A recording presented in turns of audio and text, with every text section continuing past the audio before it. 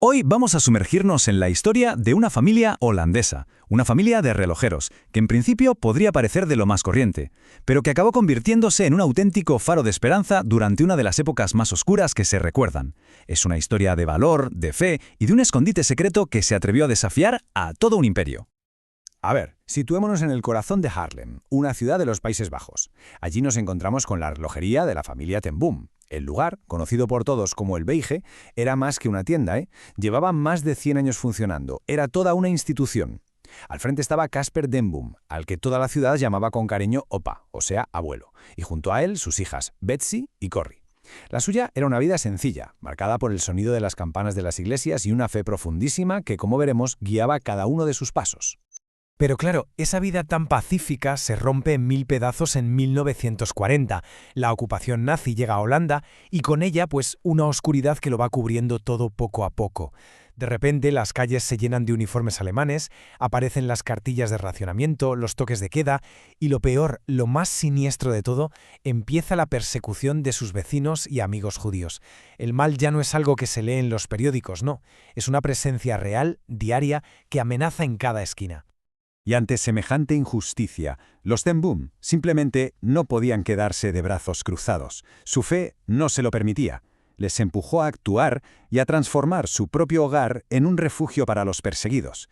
Y el corazón de toda esa operación de resistencia sería una pequeña habitación secreta, un escondite construido literalmente para desafiar la maldad que los rodeaba. La historia de su lucha llega a un punto crítico, a un clímax con la redada de la Gestapo en el Beige. Y es que lo mejor es empezar justo ahí, en ese momento en el que todo, absolutamente todo, estuvo a punto de venirse abajo.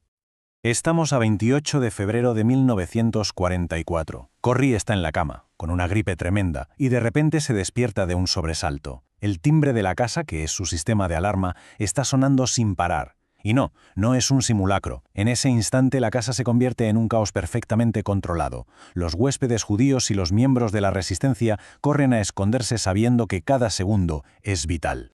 Y así, como por arte de magia, 6 personas consiguen desaparecer detrás de una pared falsa en el dormitorio de Corrie. Pero la Gestapo no se va con las manos vacías. Detienen a 35 personas en la casa. 35, incluida, claro, toda la familia Ten Boom. Para poder entender cómo se llegó a esta situación y sobre todo qué fue de todos ellos, no queda otra que retroceder en el tiempo. Porque antes de la guerra, mucho antes del peligro, el mundo del valle era un lugar de paz. Y para comprender la magnitud de su sacrificio, primero hay que conocer la vida que pusieron en juego. La relojería Ten Boom no era solo un negocio, de verdad, era el corazón de su comunidad. Es que, después de celebrar su centenario en 1937, era un símbolo. Casper, papá, Ten Boom, era una figura queridísima por todos, famoso por su sabiduría, su bondad y por los relojes que siempre llevaba en los bolsillos. De hecho, se dice que el tic-tac de esos relojes era como la banda sonora de la infancia de muchos niños del barrio. Fijaos qué momento. Durante su interrogatorio, un oficial de la Gestapo le ofrece al anciano Casper la libertad si promete, no causar más problemas. Su respuesta es la que define el carácter de toda la familia. Con una calma que desarma, le dice: «Si me voy a casa hoy, mañana abriré mi puerta de nuevo a cualquier hombre necesitado que llame». Murió en prisión solo 10 días después. Pues esa misma convicción inquebrantable fue la que convirtió a esta familia de relojeros en una pieza clave de la resistencia clandestina holandesa. Todo empezó con algo tan simple como un acto de compasión, ayudar a un vecino. Pero claro, una cosa llevó a la otra y pronto Corrie se vio metida de lleno en la obtención de cartillas de racionamiento robadas. Lo que empezó como algo pequeño fue creciendo y creciendo hasta convertirse en una red súper compleja de casas seguras por toda Holanda. Y el paso final, el más arriesgado de todos, fue construir un escondite en su propia casa, una pequeña habitación secreta, justo detrás de una pared falsa en el dormitorio de Corrie. Su operación era de una ingenuidad increíble. Para poder hablar por teléfono de forma segura, se inventaron un código basado en lo que mejor conocían, su oficio de relojeros. Así, una llamada para reparar un reloj antiguo, en realidad no tenía nada que ver con relojes. Era una petición urgente de refugio para una persona mayor. Este lenguaje secreto, nacido de su vida cotidiana, acabó salvando muchísimas vidas.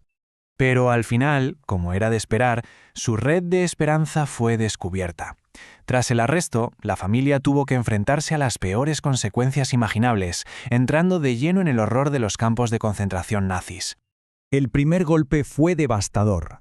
Casper ten Boom, el patriarca de 84 años, murió apenas 10 días después de su detención. Murió en un pasillo de un hospital de La Haya porque no había ni una cama disponible. Lo enterraron en una fosa común y su familia no se enteró hasta mucho tiempo después.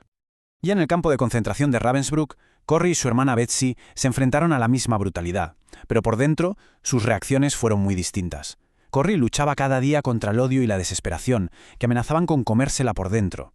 En cambio, Betsy, a pesar de su salud tan frágil, mantuvo una fe que parecía ir más allá de todo ese horror. Era capaz de ver, más allá de las alambradas, un futuro de perdón y de sanación, y no solo para las víctimas, sino también para sus verdugos. Justo antes de morir en Ravensbrück, totalmente debilitada por la enfermedad, Betsy le contó una visión a Corrie. Allí, en medio de la miseria más absoluta, empezó a describir con todo lujo de detalles una casa en Holanda, un lugar donde las víctimas de la guerra podrían recuperarse, tanto física como espiritualmente, rodeadas de belleza. Esa visión, nacida en la más profunda oscuridad, se convirtió en la misión de la vida de Corrie. Betsy no logró salir de Ravensbrück, pero su visión sí. La supervivencia casi milagrosa de Corrie le dio un nuevo propósito. Iba a dedicar el resto de sus días a hacer realidad el sueño de su hermana. A finales de diciembre de 1944, de forma totalmente inesperada, llaman a Corrie para su liberación. Salió sola por las puertas de Ravensbrück, sin entender nada, preguntándose por qué ella había sobrevivido cuando tantísima gente, incluida su hermana Betsy, no lo había conseguido. La verdad, que descubrió tiempo después, es simplemente asombrosa. Su liberación no fue intencionada. Todo se debió a un simple error burocrático, un fallo en los registros del campo, ni más ni menos. Y la fragilidad de esa supervivencia pone los pelos de punta. Solo una semana después de que la liberaran por error, todas las mujeres de su edad que quedaban en el campo fueron enviadas a las cámaras de gas. Se salvó por cuestión de días. Fiel a la promesa que le hizo a su hermana, Corrie dedicó su vida a hacer realidad la visión de Betsy, y no solo creó un hogar para víctimas de la guerra, sino que en un acto de perdón radical abrió las puertas del veje de su propia casa a antiguos colaboracionistas holandeses que habían sido rechazados por todos. Viajó a más de 60 países con un mensaje muy simple pero potentísimo, que el perdón es el único camino hacia la verdadera libertad, y que, como ella siempre decía, Jesús puede convertir la pérdida en gloria. La historia de la familia ten Boom es mucho más que un relato de guerra. Es un testimonio que nos lanza una pregunta fundamental. Ante la oscuridad de nuestros propios tiempos, ¿qué hace falta para elegir ser una luz y abrir la puerta a quien lo necesita, cueste lo que cueste?